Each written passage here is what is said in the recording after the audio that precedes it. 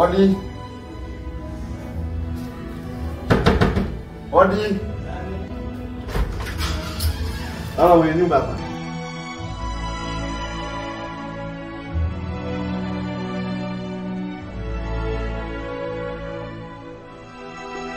Saidia nini mzee wangu? Yaani hata salamu hamna. Eti nikusaidie nini mzee wangu? Wewe ndiye mwenye shida uliyekuja kwangu. Sawa. Sasa wewe unajua kitu gani nimefuata? Ndiyo sijajua. Nimefuata hela yangu. Mimi nina uwezo wa kukulipa hata baada ya miezi 6.